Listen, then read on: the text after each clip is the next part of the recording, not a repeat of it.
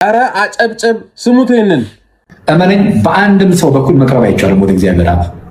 በወልድ በኩል ካልተቻለ፣ በኢየሱስ ክርስቶስ በኩል ወደ አብ መግባት ካልተቻለ፣ ወደ አብ መቅረብ ካልተቻለ በቃ የፈለግ ትፈርጣለህ፣ ጭንቅላት ይፈነዳታል።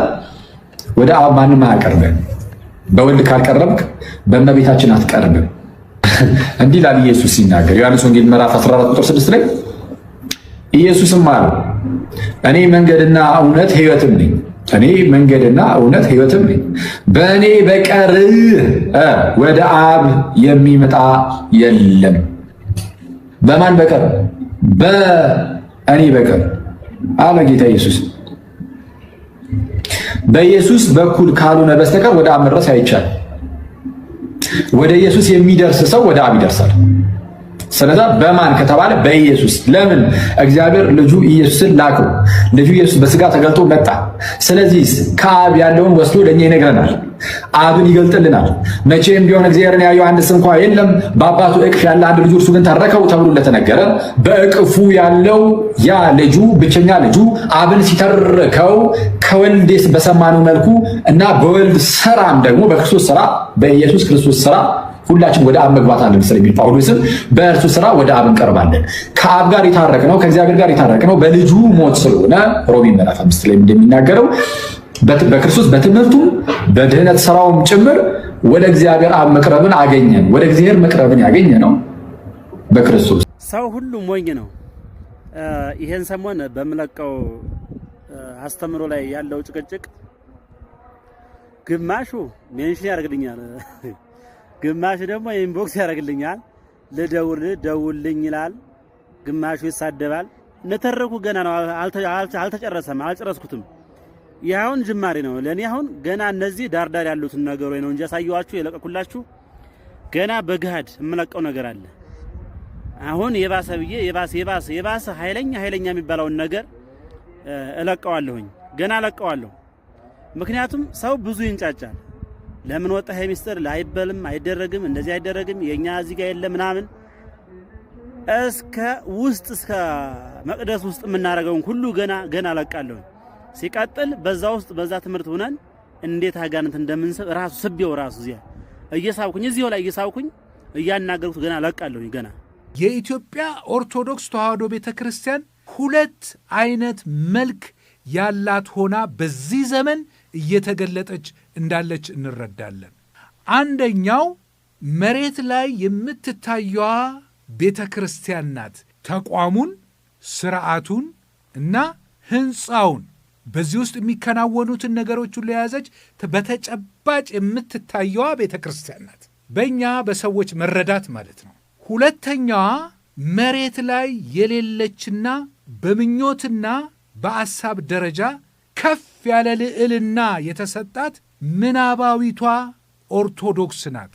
በሐሳብ በምናብ የምትታየዋ ማለት ነው ቤተ ክርስቲያን ናት። ይቺ ቤተ ክርስቲያን በወጣቶችና በቴዎሎጂያን ሐሳብ ውስጥ ያለች መሬት ላይ የሌለችዋ ኦርቶዶክስ ናት። እነዚህም በሁለት ከፍለን እናያቸዋለን።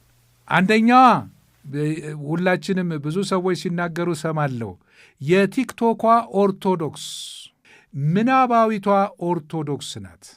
ይህን በቲክቶክ ላይ ኦርቶዶክስ ቤተ ክርስቲያን እንዲህ ናት እያሉ በምናባቸው የሚያቀነቅኑ ሰዎች ከመሬት ላይ ካለችው ቤተ ክርስቲያን ከኦርቶዶክስ ቤተ ክርስቲያን የተለየ ሐሳብ ያላቸው ናቸው። አያቋትም ቤተ ክርስቲያኗን። እነዚህ በቲክቶክ ላይ ያሉ ምናባዊ ኦርቶዶክሶች ከጎግልና ከዊኪፔዲያ ሪፈረንስ በማምጣት ከካቶሊክም ከፕሮቴስታንቱም ከኦርቶዶክሱም በሚያገኙት ሪፈረንስ ቤተ ክርስቲያን ይህን ትመስላለች ብለው የሚጠቅሱ በምናባቸው የሳሏትን በምድር ላይ የሌለችውን ቤተ ክርስቲያን በአእምሯቸው ስለው ሰውን ግራ የሚያጋቡ የቲክቶክ አንቂዎች ናቸው። እነዚህ አንቂዎች ሕይወታቸውና ንግግራቸው እየቅል የሆኑ ምናልባትም ከበስተጀርባቸው መንፈሳዊነት ሳይሆን ታዋቂነትን፣ ጥቅምን መሰረት አድርገው የሚንቀሳቀሱ መሬት ላይ ያለችውን ቤተ ክርስቲያን ማየት የተሳናቸው እውሮች ናቸው። ይህን ስናገር እውነት ስለሆነ እናገራለሁ። ከነዚህ ከምናባዊ ኦርቶዶክሳውያን ውስጥ የመጀመሪያዎቹ የቲክቶክ ኦርቶዶክስ ብለናል። ሁለተኛዎቹ ምናባውያን የቴዎሎጂ ኦርቶዶክሶች ናቸው። ቴዎሎጂያን ናቸው። መሬት ላይ ያለችዋን ኦርቶዶክስ ላለማየት አይናቸውን የጨፈኑ ተስፈኞች ናቸው። እነዚህ ራሳቸውን ዞር ብለው ማየት የተሳናቸው ናቸው። እነዚህ ቴዎሎጂያን በምናባቸው የሳሉት በቴዎሎጂ ደረጃ ነው፣ በፍልስፍና ነው፣ በታሪክ ላይ ነው። ቤተ ክርስቲያንን የሚተነትኗት በቴዎሎጂ ደረጃ ነው። የእነርሱ ኦርቶዶክስ የምትተነተነዋ ኦርቶዶክስ ናት፣ ስነ መለኮታዊ ኦርቶዶክስ። ያለ እርሷ ሌላ የሌለ በእነሱ አእምሮ ውስጥ ያለችዋ ኦርቶዶክስ ብቻ ቤተ ክርስቲያን እንደሆነች ኮናኟ ኦርቶዶክስ ናት። ይቺ በምድር ላይ የሌለች የት እንዳለች እንኳ ፈልገን ማግኘት የማንችላት ኦርቶዶክስ ናት። በቴዎሎጂያን አእምሮ ውስጥ ያለች ምናባዊት የሆነች ኦርቶዶክስ። ከሌሎች ጋር ተቆጥረናል ይላሉ፣ ራሳቸውን ልዩ ያደርጋሉ። ኦርቶዶክስ ቤተ ክርስቲያን ልዩ ናት፣ እኛ ከሌሎች ጋር ተቆጥረናል፣ እኛ ግን ልንቆጠር አይገባንም ከሌሎች ጋር የምትል ትዕቢተኛዋ ኮናኛዋ ኦርቶዶክስ ናት። ቴዎሎጂ ውስጥ ያለች ምድር ላይ የሌለች ዓለም ያሳድደናል ትላለች። ቴዎሎጂያን ዓለም ኦርቶዶክስን ያሳድዳታል ይላሉ። በመሰረቱ ኦርቶዶክስ በኢትዮጵያ ምድር ላይ ተሰዳ አታቅም። ከመጀመሪያ ጀምሮ መንግሥታዊ ሃይማኖት ናት። ከአብርሃና ከአጽብሃ ጀምሮ እስከ ኃይለ ሥላሴ ዘመን ድረስ አሳዳጅ እንጂ ተሰዳጅ አይደለችም። ከኃይለ ሥላሴ በኋላ በደርግና ከዛም በኋላ ባለው ስርዓት እንደ ሌሎቹ ሃይማኖቶች ሁሉ በእሷም ላይ መከራ ቢመጣ ከሁሉም ጋር አብራ የተካፈለችው እንጂ እሷ ብቻውን ተሰዳጅ አይደለችም። ዓለም ያሳድደናል ብለው ቴዎሎጂያን በአእምሯቸው ውስጥ ተሰዳጇ ኦርቶዶክስ ይላሉ። ዓለም ኦርቶዶክስን ይጠላል፣ እኛ የተጠላንን ይላሉ ቴዎሎጂያን። በኢትዮጵያ ውስጥ ያለችው ኦርቶዶክስ ግን ተጠልታ አታውቅም። ማን ነው የሚጠላት? አትጠላም። በስደትም አትኖርም። ስደተኛዋ ኦርቶዶክስ አትባልም። ምናልባት በጣሊያን ወረራ ጊዜ በስደት ላይ ብትኖርም የተሰደደችው በፖለቲካ ምክንያት እንጂ በሃይማኖት ምክንያት አይደለም፣ ወይም ክርስቶስን በማመኗ ምክንያት አይደለም። ስለዚህ ይቺ የቴዎሎጂዋ ኦርቶዶክስ ምናባዊት ናት፣ ወረቀት ላይ ያለች ኦርቶዶክስ ናት። ሲያቆላምጧት ቁርባናዊት ይሏታል፣ ሲያቆላምጧት መጥምቃዊት ይሏታል፣ ታቦታዊት ይሏታል፣ ሐዋርያዊት ይሏታል፣ ትውፊታዊት ይሏታል፣ ሱትያፋያዊት ይሏታል። እንዲህ እያሉ ይተነትኗታል። ይህች ግን ቤተ ክርስቲያን ቅድም እንዳየነው መሬት ላይ ያለችዋ ቤተ ክርስቲያን አይደለችም። ይልቁንም የምናውቃት አሁን መጀመሪያ ላይ እንደተመለከትነው መሬት ላይ ያለችዋ ቤተ ክርስቲያን ዛሬ በመዋቅር ደረጃ፣ በዘረኝነት፣ በአምልኮ ደረጃ እግዚአብሔርን የምታመልክ፣ ወደ መላእክት ወደ ቅዱሳን የምትጸልይ፣ በገድላት በድርሳናት ላይ እምነቷ የተመሰረተ፣ መጽሐፍ ቅዱስን የምትደልዝ የምናውቀው እንግዲህ ይህንን ነው።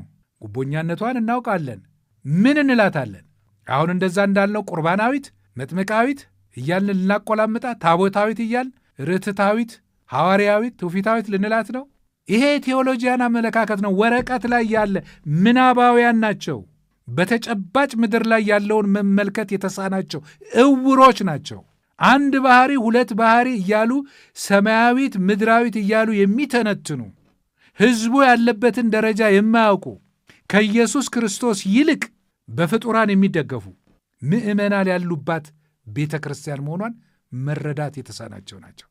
በእነሱ አስተዛዘብ አሌክዛንደር ስኬኬማን፣ ቭላድሚር ሎስኪ፣ ኤፍሬም ዘሲሪያ፣ ግሎቭስኪ ወዘተ እያሉ ይሄን አለ ከሌ ይሄን አለ እያለ የሚደሰኩሩ ድስኩራም ናቸው። እኔ ይህንን ዕውቀትን በመጥላት ደረጃ አይደለም የምናገረው። መሬት ላይ ያለችዋን ግን የኦርቶዶክስን ቤተ ክርስቲያን አልተመለከቱም። ስለዚህ ቤተ ክርስቲያን ማናት? በእርግጥ አሁን ኦርቶዶክስ ቤተ ክርስቲያንን መሬት ላይ ያለችዋን እንዳየናት፣ ተሐድሶዎቹም እንደተመለከቷት፣ ቲክቶከሮቹም እንደሚመለከቷት፣ ቴዎሎጂያንም እንደሚመለከቷት ናት እንደ ቤተ ክርስቲያን? እውነተኛዋ ቤተ ክርስቲያን ምን አይነት ናት? እውነተኛዋ ቤተ ክርስቲያን ማን ናት? ይሄንን በሚገባ ማወቅ ይኖርብናል። ይሄንን አለማወቃችን በትምህርተ ሥላሴ፣ በትምህርተ ክርስቶስ ወይም በትምህርተ ሥጋዌ በሌሎችም መሰረታዊ በሆኑ ዶክትሪኖች ላይ ባለን እምነት እንደ መናፍቅ እንደሚያስቆጥረንና የተሳሳተ እምነት እንደያዝን እንደሚቆጠር ሁሉ ቤተ ክርስቲያንም ማናት የሚለውን ይሄን መሰረታዊ ነገር አለማወቅና እንደ እግዚአብሔር ፈቃድ ያለመኖር በእግዚአብሔር ዘንድ ያስጠይቀናል።